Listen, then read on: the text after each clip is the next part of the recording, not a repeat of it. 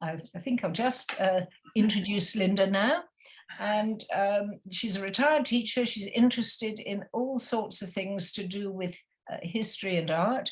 She's a volunteer with the museums and galleries in Edinburgh. She's a member of the Edinburgh Living History Group based at Lauriston Castle. She researches with this group aspects of life during the Edwardian era and the reenactments of the work from that time. The group's also devised scenarios about the subject of the women's suffrage movement in Edinburgh, and I find that's particularly interesting, having been one of the many women, and there were some men, who joined the centenary march in Edinburgh to celebrate the women's suffrage movement. So we'll hear more about that from Linda presently, and about the feminist movement, I believe. I think today she's basing her talk mainly from the portrait of Dame Sarah Elizabeth Siddons Mair, and of course I'll leave Linda to elaborate, but all these four women that are at the centre of her talk, including Siddons Mair, were pioneers in education, and for that reason, I particularly asked if I could introduce Linda today, because they did the most amazing work in opening up education for women in university education. Elsie Inglis was one of the first ever qualified doctors in Scotland. And she and others, the Flora and Louisa Stevenson, are known, and a school is named for them. And as an educationalist, I found this journey absolutely fascinating, including my own specialism of infant and nursery education under the wing of Friedrich Froebel. And Linda knows that Siddons Mair advocated training for teachers, and in fact, St. George's also offered the first Froebel course in Scotland. So lots and lots of interesting networks and connections. And I'm delighted that we can make a start, and over to Linda with your 111 participants, Linda. Obviously a very popular talk. We'll take questions and answers towards the end. And I've already reminded about having your cameras and your sound off, but please will you be aware that we're recording today. You all heard the recording was up. And keep your cameras off all the time if you prefer not to be visible as we record. These recordings we're making available through City Arts Edinburgh and also through the Lorimer Society website. Margaret, is there anything quickly you need to add to that before we hand over to Linda? No, just to remind people that we will take questions at the end, and if you could pop them in the chat, and we'll try and just facilitate questions to Linda via the chat. Lovely, thank you very much. Okay, Linda, over to you. So everybody, thank you for joining me today. I'm absolutely overwhelmed that there's so many people on here, and I hope I can do the topic justice. So firstly, I would like to explain that the inspiration for today's talk about these pioneering women of the new time comes from this portrait of the feminist campaigner, Dame Sarah Elizabeth Siddons Mair. I hope you can see it now in front of you. And the portrait, was painted by John Henry Lorimer in 1928. Now, the painting is currently on display in an absolutely wonderful exhibition called Reflections, the Light and Life of John Henry Lorimer. And as you probably have all realised now, it is in the City Arts Centre here in Edinburgh, which has now just reopened after the Christmas break. And indeed, one of the themes of the exhibition is feminism, as John Henry Lorimer was himself inspired by the female members of his family and friends. And this is reflected in many of his paintings, which feature aspects of life in the family summer residence in Kelly Castle in Fife. And since the exhibition opened, I have to say that I've been fascinated to learn of many connections between John Henry Lorimer's own family and the group of ladies I'm going to be discussing today. So we'll be learning about that as we go through the afternoon. So here we are. Here are our ladies. The ladies on my left are the sisters, Louisa and Flora Stevenson. In the middle is Sarah Mair, in the portrait you've already seen, and on the end is Dr. Elsie Inglis. Apologies if you can't all see the picture of Elsie Inglis. My own little thumbprints photographs are covering her up, but we will see more of her later. So these inspirational ladies were all born in the Victorian era, and they lived for most of their lives in the new town of Edinburgh. In fact, within a square mile of each other in the west end of the city. Now, I just would like to take a few minutes to say that all of these ladies, any one of them, could have been a subject of a lecture in her own right, as there is so much to say about them. And that also, we are hoping that there is going to be another lecture in March, which will be based more solely on the painting and the life of Sarah Mair. And I think that maybe Margaret will give us a bit more details about that at the end, and maybe about some of the other lectures coming up too. So my aim today is to give you an insight into their achievements in terms of the feminist movement of the time. And also, I hope to give you an indication of some of the obstacles and prejudices that they faced. Just to talk for a minute about the background of society at this time. As I said, they were all born in the 19th century, when no women were eligible to vote, in Great Britain at least. And furthermore, girls were denied access to any form of higher education. It seems hard for us really to believe that now, I think. And although middle and upper class young men, they were encouraged and, well, indeed often expected to attend university, the reverse was true for young women. The ladies in our group were all brought up in wealthy families who were all very sympathetic to the feminist cause. And I think it is important to say that the women freely acknowledged this and that they were able to use their background and their wealth to further their causes. All four were equally passionate about the rights of women to vote, and also about equal opportunities in education. Additionally, they were concerned about the health and welfare of others less fortunate than themselves. So I would like to begin by talking about their pioneering work in the realms of education. I think it would be true to say that they each had a particular sphere of interest and they each became leader in their own field. And Sarah Mair was the first to form a society which really was to form the foundation for much of the innovative work which was to follow. So, Miss Sarah Mair was born in Abercrombie Place in 1846 in the new town of Edinburgh. And when she was 19, the family moved into this house here in 5 Chester Street. I have to say that all the photographs of the buildings that we're going to see are recent photographs. In fact, I just took them a few weeks ago, so they're not, at the same time, I don't think the outside of the houses will have changed very much, although you can see that the occupants now have put their Christmas decorations up. So I think I took it in December.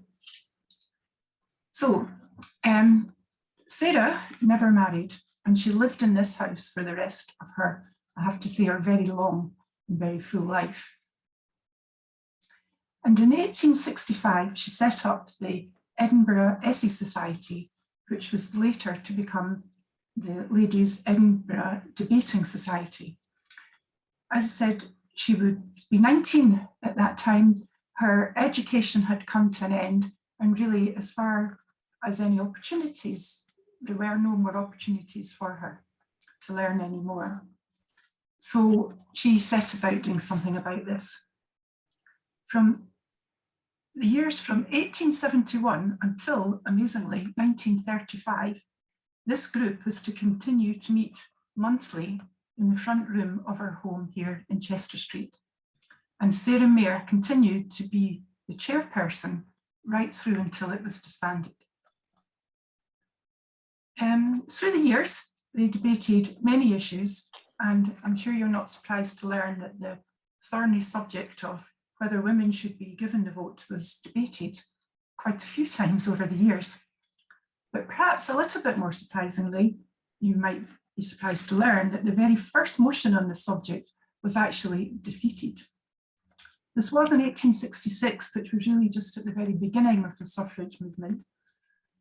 It was more successful, I have to say, in later debates, which is in itself, I think, a sign of how attitudes were to change over the years. Now, two of the very first members of the society were Louisa and Flora Stevenson. And the sisters lived in the family home in 13 Randolph Crescent from 1859. They too never married and lived in this house for the rest of their lives.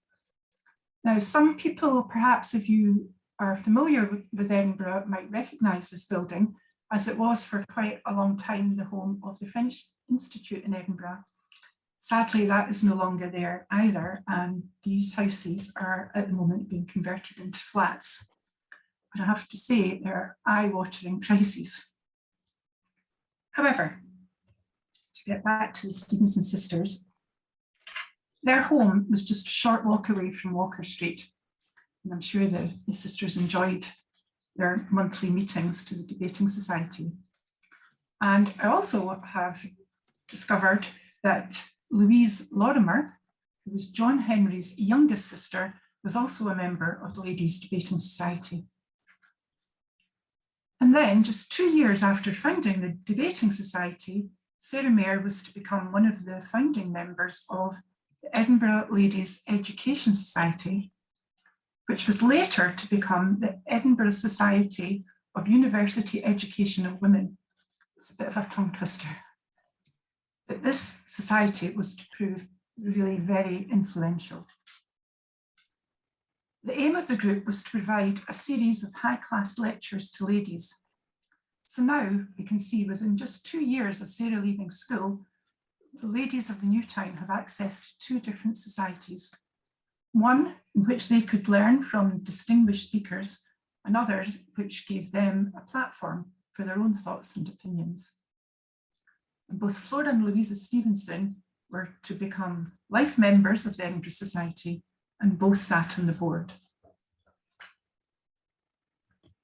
And in fact, they were to attend the very first lecture of the association, which was given by a Professor David Masson, a lecturer in Edinburgh University. He was extremely sympathetic to the women's movement, and he was to organise many of the lectures, often asking his colleagues from the university to deliver them.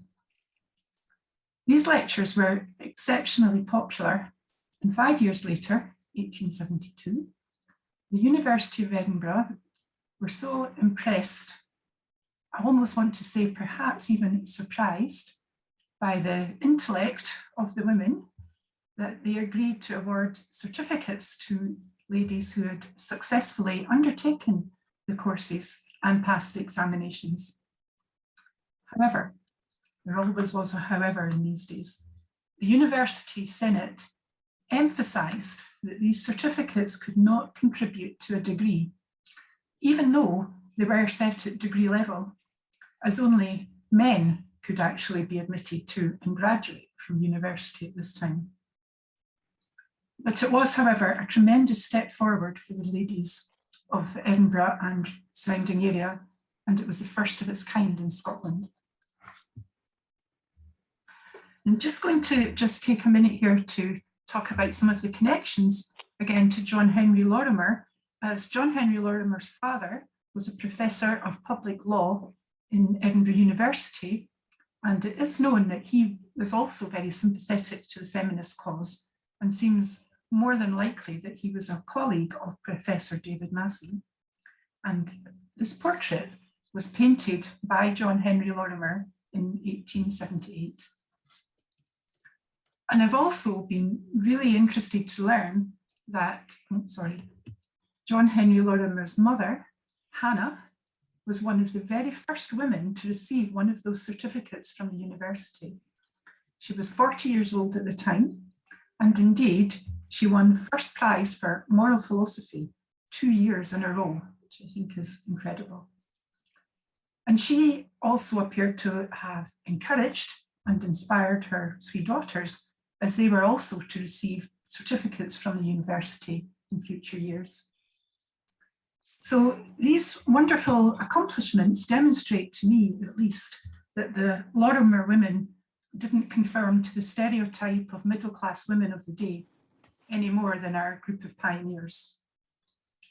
And the portrait of Mrs. Lorimer, this is the lady on my left, with the brown dress on, frills in her cap, this was painted by John Henry Lorimer in 1874, which was just around the time that she was studying for her certificates. The central painting is called Conversation Piece. It was painted a few years later, in 1877, and it portrays, we think, 2 of John Henry's sisters, Hannah and Alice. So both of these paintings, as well as the portrait of Professor Lorimer, can be seen in the exhibition. The third painting is of his younger sister, Louise, although this is not on display in the exhibition currently. So to go back to our Edinburgh Association, this was to continue to be very influential in the sphere of higher education for another 17 years until the University Scotland Act was passed, and in 1891, the first women were finally admitted to Edinburgh University.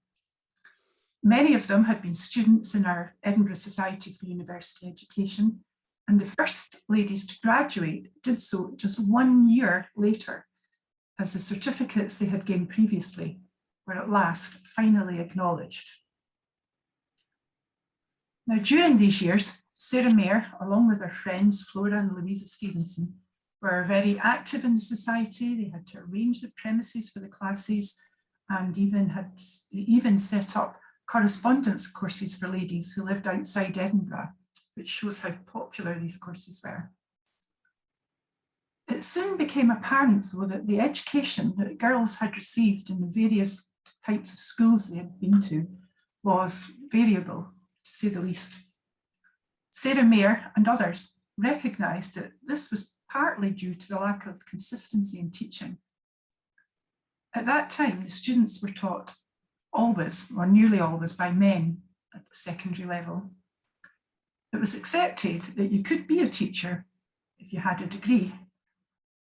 No formal teaching certificate was needed, and as women couldn't attend university, there could be no female teachers at this level. So, in order to address this situation, Sarah Mair was to be one of the founders of St George's Training School for women teachers at secondary school level in 1886. This was the first of its kind in Scotland, and I think it was only about the third in the whole of the United Kingdom. And 2 years later, Sarah was also to become one of the founders of St George's School for Girls, which was initially took place in Melville Street. The aims of the school was to give the student teachers opportunities for teaching practice, and also it was to provide the girls with an education taught by women, which would teach and prepare girls for university entrance. Again, one of the first of its kind in Scotland. As you can see from the photograph on the left is of the premises in Melville Street. It doesn't really look very suitable for a school. I'm sure the rooms would be small and cramped. And the school was to move in 1914 to a campus in Ravelston Dykes, where they had a purpose-built school. It was built for them. At that time, the college and the training school amalgamated, and although the training department was closed in 1939, the school still exists to this day. We just have a quick look at the photographs. The 2 photographs in the middle are present day from the school, And you can see above the main doorway, there are carvings of stone which show the school motto. And that this sculptured stone was erected by Sarah Mair in remembrance and gratitude for the other ladies who helped set up the school.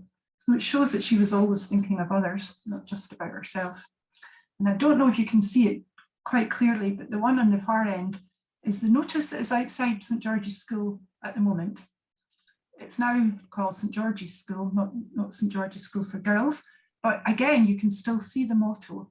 So it shows that they're still proud of their heritage. And I know for a fact that St George's is proud of its heritage. But also, I notice that it says that boys will be admitted up to the end of, I think it's primary 3 or 4 by 2024. It shows me too that the school is still evolving, and that is definitely something that the founding members would be proud of to this day. Now, I'm pleased to say that Miss Sarah Mair did receive recognition in her lifetime for her achievements, and in 1920 she was awarded an honorary degree from Edinburgh University. So finally she had that degree that she had sought for so long. And then, 11 years later, she was to become a Dame Commander of the British Empire. Her citation being for services to women's education in Edinburgh. I'm sure she would be very proud of that, and also very well deserved. Now, as I mentioned earlier, Louisa and Flora Stevenson were active members of all those societies and initiatives supporting Sarah Mair's work, but they were both actively involved in other committees which Sarah Mair in turn would help to support. And I think we could definitely say that is networking in the Victorian and Edwardian eras. Elsie Inglis was a bit younger than the Stevenson sisters, and she wasn't quite as involved at this stage, although she was to become a good friend and colleague of Sarah Mair. Both Louisa and Flora were involved in groundbreaking work of their own. They both served on local boards, in fact, becoming the first women to serve on many of these committees. Louisa was one of the first women to serve on Edinburgh City's parochial board, which was later to be called the parish councils, and she was the first female poor law guardian in the city. So I think we keep hearing that they were the first in so many different initiatives. She was also one of the first of 2 women to serve on the board of Edinburgh Royal Infirmary.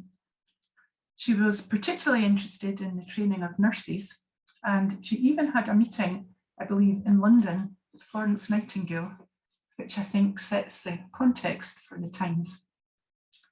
I would just like to take a minute or 2 here to share with you an anecdote from a male colleague on the board who said, and I quote, that he had changed his mind about women on the board after just 1 year, as Louisa Stevenson proved to be the most useful member of the board in 20 years.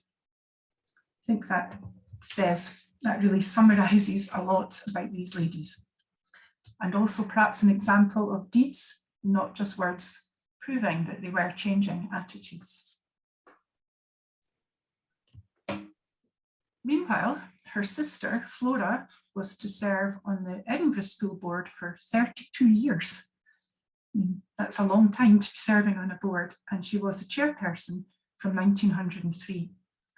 Also have to say that she didn't just volunteer to be on that board, she had to be elected over and over again, which again shows the respect that people obviously had for her. Flora had a lifetime interest in improving educational opportunities for children. And when she was a girl, apparently she even held evening classes for messenger girls in her own home. She was vocal on many matters, as were all of our ladies, but one she was particularly vocal about was that girls should receive an equal education to boys. She argued that girls shouldn't have to spend 5 hours a week on sewing lessons, whilst the boys continued with their academic studies. I think that seems to be quite obvious to us so many years later. Now, the 1872 Education Act in Scotland had made attendance compulsory at school, and Flora Stevenson was given one of the tasks of trying to improve attendance. Truancy was a major problem at that time, especially in some of the poorer areas of the town. She worked on various schemes to offer food and clothing in exchange for a commitment to attend school. And she worked tirelessly for the implementation of day industrial schools. The first one in Scotland was opened in Edinburgh in 1898. This was for children who were habitually truanting and who were in danger really of getting into serious trouble. And some of the research from the time shows that these schools were very, very successful. And interesting, the truancy rate completely dipped when they attended these schools. School boards were also tasked with building new schools. Obviously, if more people were going to school, they needed more buildings. And it seems amazing that they managed to build 11 new schools in just 2 years. And followed in 1899 by this school here that you can see now, which, as you can see, was called, and still is, the Flora Stevenson Primary School in the Cumley Bank area of the town. For anybody that isn't familiar with Edinburgh, Cumley Bank is very, very close to the west end of the town, so not far from her home. So I'm sure she was honoured to have the school named in her name. And the final bit about the schools, new schools, were that 2 high schools were to follow. These were custom-built buildings with facilities for art, science, and physical education. There had never been facilities like that for public schools children up till then. So we can see that there were now increased opportunities for children from all classes of societies to access a good quality secondary education as well as primary. Louisa Stevenson's, perhaps her longest lasting legacy, in my opinion, is her work as the co-founder of the Edinburgh School of Cookery. This was founded in 1875, and at first they held lectures in a whole variety of locations until in 1891, premises were found in Athol Crescent. This being the forerunner to the present day Queen Margaret University.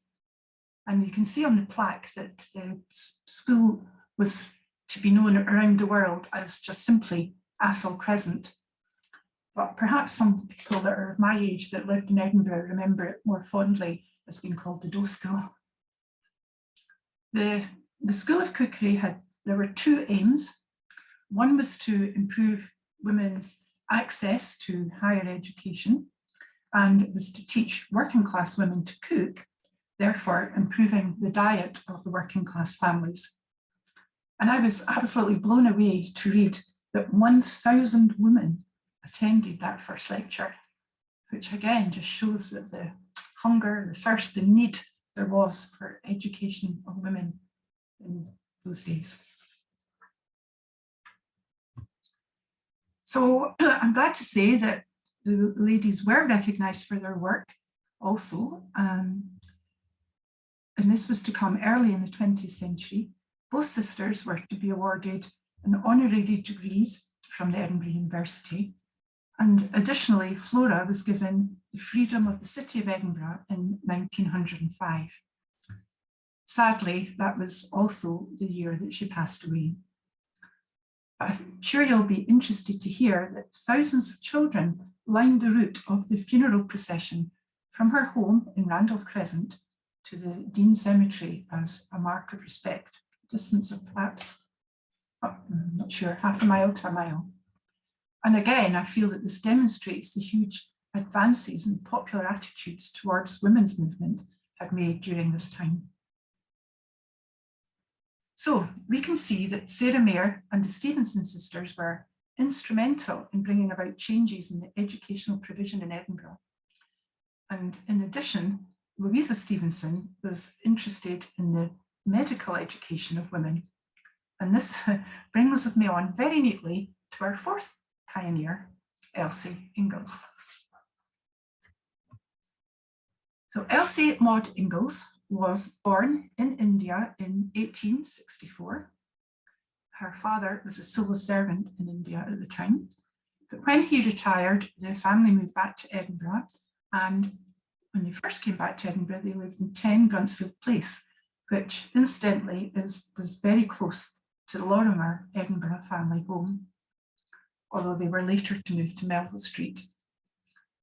Elsie always wanted to study medicine and to become a doctor, and there are stories of her treating her dollies when she was just a young girl, giving them medicine and putting on bandages.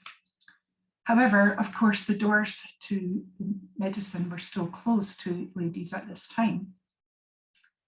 But something changed in 1887 when the Edinburgh School for Medicine for Women was opened by another pioneering lady called Sophia Jex-Blake, who was supported in this by Louisa Stevenson. Unfortunately, it wasn't quite to work out for Elsie Inglis and some of the other ladies. Without going into too many details, they seem to have a bit of a disagreement with Sophia Jex-Blake, and Elsie Inglis left the school, but then undaunted started up her own College of Medicine for Women, just as one does, I suppose. And this was in 1889. Obviously, her father and some of his contacts helped her with this. She was to continue her studies in Glasgow and London and returned to Edinburgh and set up her own medical practice with a friend in 8 Walker Street. And these are the plaques which are outside the building where this medical practice was. The one with the most writing on was on the wall outside the front door, and the other one is actually on the pavement outside of the house. I think it was a nice attempt, but unfortunately, so many people have walked on it now, it's quite difficult to read the writing. But it's nice to see the portrait of her there as well. Now, Elsie Inglis was also involved in organisations which tried to improve the health and living conditions of poorer residents of the city, in particular women and children. So much so that she opened a hospital premises in the High Street, the Royal Mile, called the Hospice. In 1910, the Hospice was to merge with the Edinburgh Hospital for Women in Brunsfield.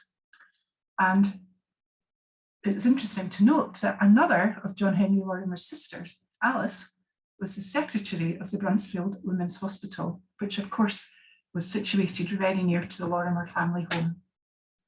So more connections between the Lorimers and Our Ladies. Elsie Inglis was to be the head of this hospital at this time. However, I have to say that during this whole period of her life, she and the other 3 ladies were all heavily involved in the women's suffrage movement. This was their overarching aim. It was running parallel to all of the other work that they were doing, but it was to prove elusive for much of their lifetime. So now we just have a chat about the women's suffrage movement in Edinburgh. The 4 ladies in our group, they all believed that women were equal to men and that therefore they should have the right to vote. And quite honestly, they could see no justification against it. The 4 ladies were initially members of the Edinburgh National Society of Women's Suffrage, which was one of the very first suffrage societies in the whole of the UK, and they were all board members. Later, Sarah Mair and Elsie Inglis served in the Scottish Federation Society for Suffrage. Sarah Mair as chairperson, with Elsie Inglis as secretary. All 4 spent much time addressing meetings and writing letters. Louisa Stevenson was particularly active, lobbying members of Parliament, and she was a part of a deputation which took a petition to the newly elected Prime Minister, Mr. Henry Campbell Bannerman. There were high hopes that he was going to be more sympathetic to their cause, and although he may have been sympathetic, it didn't carry forward into any acts. Also need to explain that all our four ladies were suffragists as opposed to the so-called suffragettes in the Women's Social and Political Union, or the WSPU. Louisa and Flora Stevenson didn't live to witness the more militant tactics of the WSPU under the leadership of Mrs. Emmeline Pankhurst, but I'm quite sure that they would not have approved. Elsie Inglis and Sarah Mair were, I do know, to become increasingly concerned about the tactics of the other group. They did not believe that throwing stones through windows or setting fire to letterboxes was going to do any good for their cause. In fact, they thought it was doing more harm than good. I do know that they did attend some suffragist marches in Edinburgh, but I don't think that they attended this famous national parade along Princes Street in 1909, which was organised by the WSPU. I have put it up though, because I think these slides are interesting to show the level of interest there was in the women's campaign at the time. Not only from the huge amount of demonstrators who are resplendent with their lovely hats and their wonderful banners, but also from the sheer numbers of the general public who had thronged the streets to watch. I have also read that Sarah Mair even wrote to Mrs. Pankhurst to ask for a meeting to voice her concerns, but Mrs. Pankhurst declined. That might have been an interesting meeting. Now, in 1914, of course, the world was to change when war was declared, and all of the suffrage societies were disbanded at that time. But the Scottish ones in particular turned their attention to fundraising and setting up of the Scottish Women's Hospital for foreign service.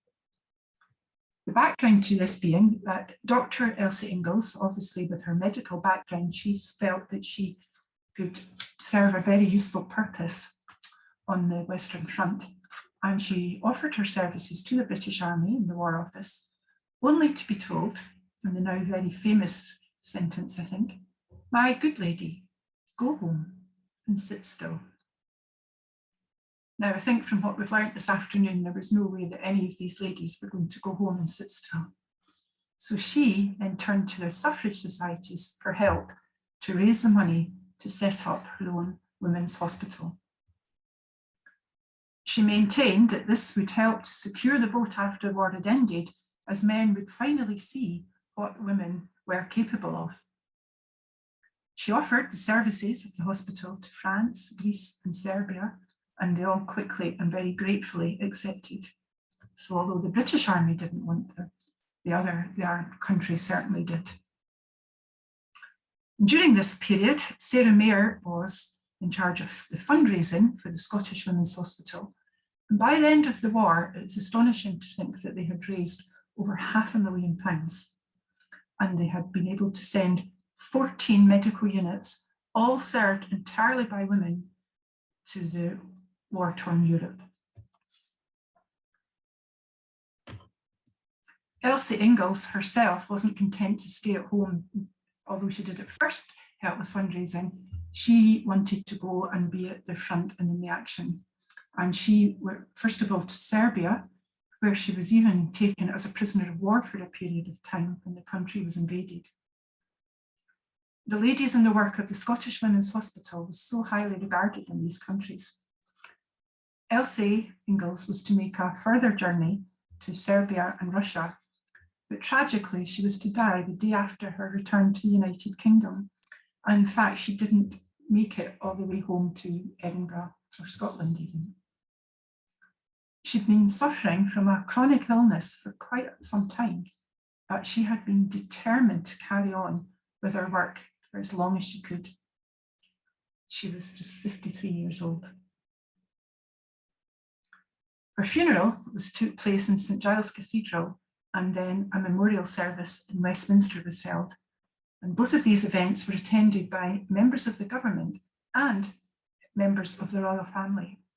And I'm led to believe that people lined the streets in Edinburgh to pay their respects. So thus proving that Elsie Inglis was right.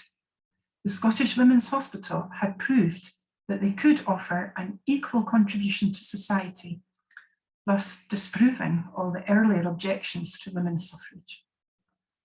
And then in 1918, in February of that year, the Representation of the People's Act granted the vote to some, not all, but some women over the age of 30 with a property qualification.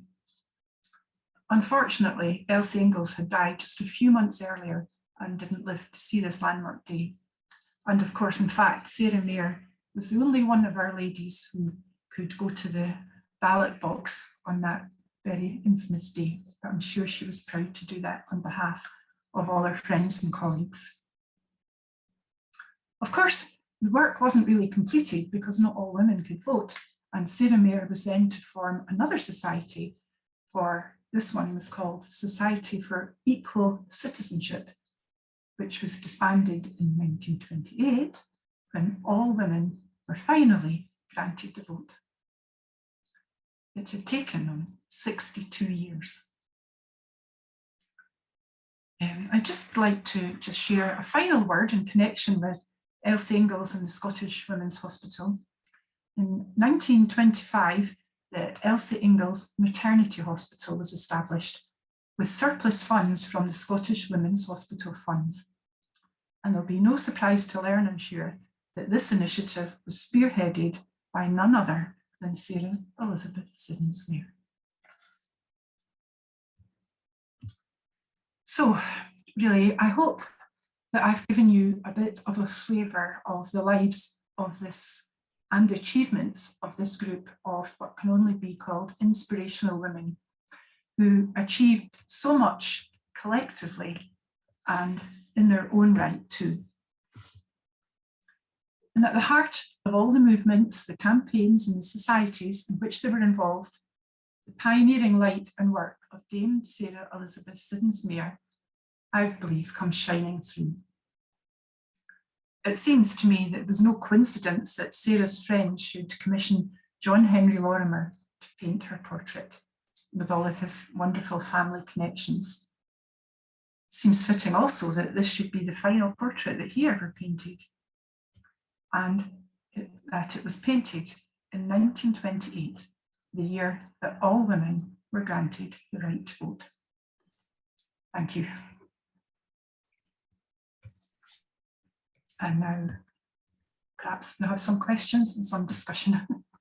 Thank you so much, Linda, for such an informative talk. And I, of course, loved and appreciated the mention at the end of the coincidence of dates and the last portrait that John Henry Lorimer made.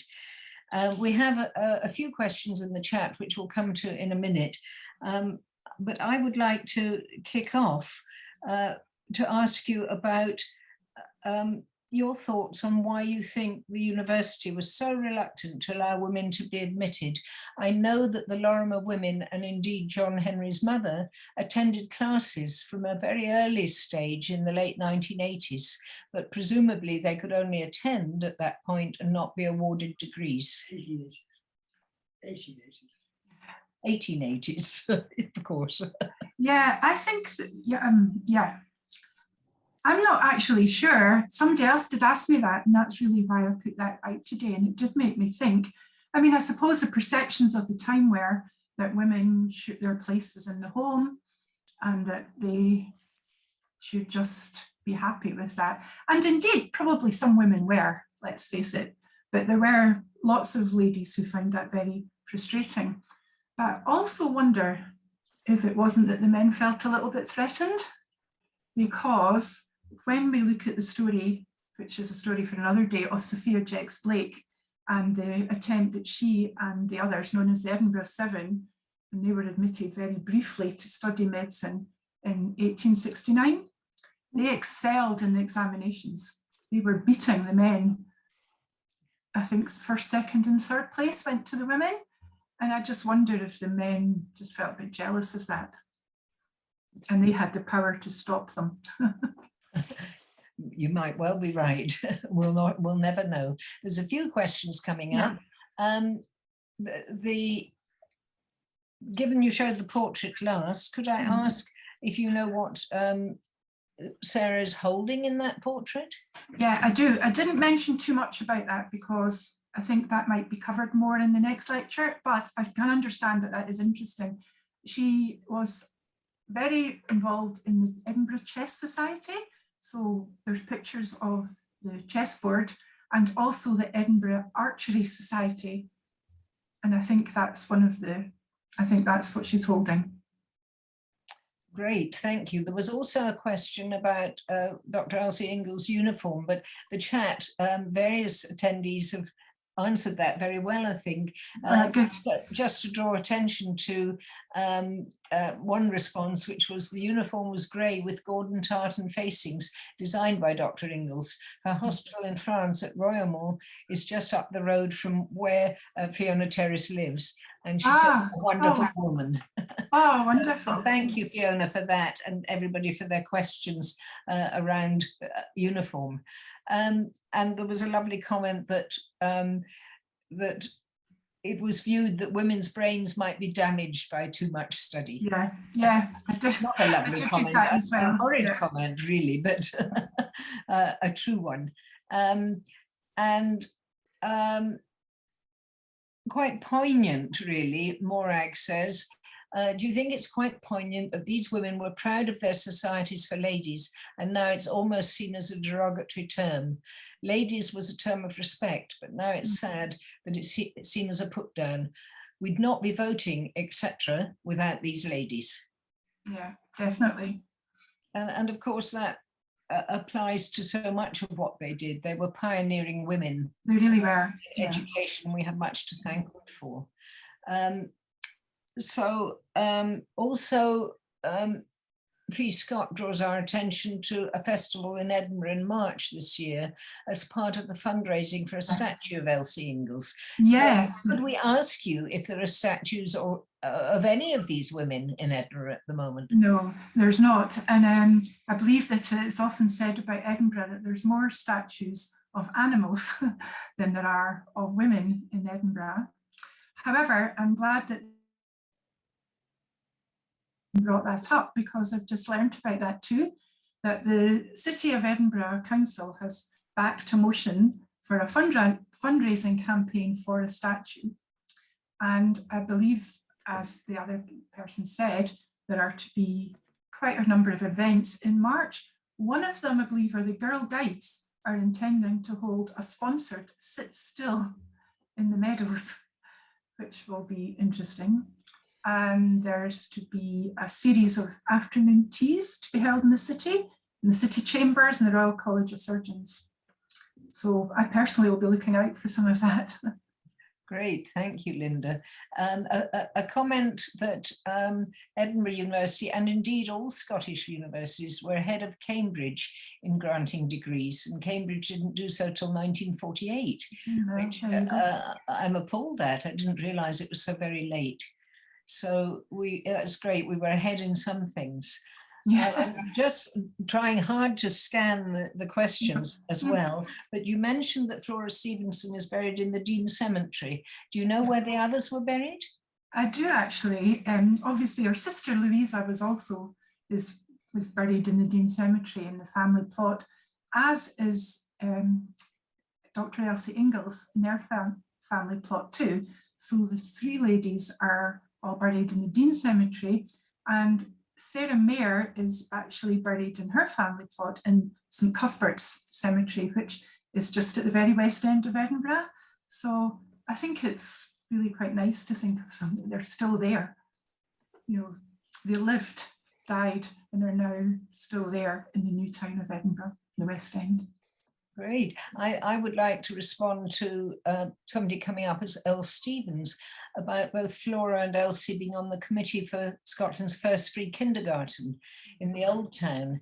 They were amazing. They were doing many things. And although I'm researching the early nursery schools at the moment, I wasn't aware that these two ladies were on that committee. So thank you very much for that contribution as well.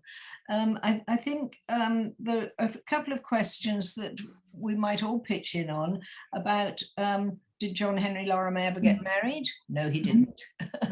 He remained a bachelor.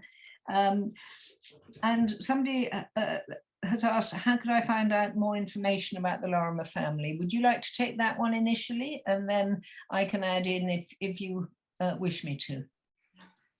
Yeah, I would, because I didn't really know very much about the Lorimer family either until the exhibition was opened. And I'm not sure how many people are on here today will be in the position to go to the exhibition, but if you can, I would absolutely thoroughly recommend it, because it's wonderful to look at his paintings, but there is so much information about the Lorimer family during the exhibition. There's a video, the audio tour is marvelous. You can take that away with you and listen to it. And it's really quite long. It was really, really good. And also there is a book, which I thought I might show people. Not that I'm trying to, it's nothing to do with me, but it's Reflections, the Light and Life of John Henry Lorimer. Now, I bought that in the City Arts Centre, but I looked up online last night and I think that you can purchase it online from the publishers. Yes, and the Lorimer Society also has a stock of copies if people would like to order from us. And just to quickly add that if you look up lorimersociety.org, there's lots of information gathering there on our website. And like the Edinburgh Museum's website, it also has the various events associated with the exhibition on it. So Margaret, we both yeah, just to say, I've also popped into the chat Charlotte's website, Upward Onward, Alan Wendy, which is a really great resource, especially for visualizing the family tree. It's really good, the interconnection between the Lorimers. So that's a great little website, and I've popped that in the chat. And right beside me, I've got Robin Lorimer sitting. He's one of the authors in the book. He's a great nephew of John Henry Lorimer. So I guess if anybody had family questions, Robin might step up. He's saying shush, very modest, but perhaps there'll be something he can follow through as well. So we've a few comments. Morag, I hope the new statue to Inglis is better than the nebulous silver blob to Mary Wollstonecraft, which looks like an ectoplasm being squeezed out of a toothpaste tube. Thank you for your humour, Morag. And a little bit about the relationship between Elsie and Sophia, who you mentioned. I wondered if you knew any more about that. I probably don't know enough really to I think there was a disagreement about the way that Sophia was running the school, and I think some other pupils were excluded on what the others thought was a bit of a nebulous reason, and there was a disagreement, to say the least. Yeah, and many thank yous from everybody for a great talk, Linda. Another question, do you know if the women who established units at the front interacted with each other? I think they did. They were great letter writers. And there's quite a lot of evidence of them writing to each other and writing back to the board, which was in Edinburgh. It was always, although the National Suffrage Societies also backed the ladies, Elsie Inglis was quite determined that it should be called the Scottish Women's Hospitals. Yeah. Unit. So, and these interconnections, Sheila is saying, the interconnections and contributions of these pioneer women are quite remarkable. The new dictionary of Scottish women's the new Scottish Women's Biographical Dictionary and the Dictionary of National Biography all have entries on these women. They do, If people want to go further, there's... that's the book that I've been using as well. Oh, lovely, lovely, Linda. So people can follow up as well. Yeah. I'm just scanning. The Cadell sisters were expelled from Jex Blake's school for staying at a hospital longer than the curfew. Yeah. All sorts of lovely bits of information from people who've been attending your talk today. And unless there are further questions, and please put on your mic if you something you want to say rather than put it in the chat, then we'll draw to a close fairly soon. But a last chance. Anybody got another question they would like to ask Linda? I'm sure there are loads, really, and we'll go home after, we'll not go home, we're all at home, but we'll reflect afterwards on your talk. Another comment, thank you so very much for such an interesting talk, Linda. So thank you. You've got a really pleased group of people, and great that you've highlighted all the achievements of these 4 very interesting women and what they did for the rest of us. So please, everybody, do view both our websites, the City Arts Centre Facebook page as well, and we look forward to welcoming you at further talks. Don't hesitate to sign up. It's great at the moment when we're less able to be out and about but without risking getting yet another dose of COVID. So very many thanks, Linda. Thank you. My thanks to everybody in the chat, and we look forward to keeping in touch with you. Thank you. And thank you, Margaret, for all your support in getting everything going. So, yes, thanks everyone for joining us. And thank you.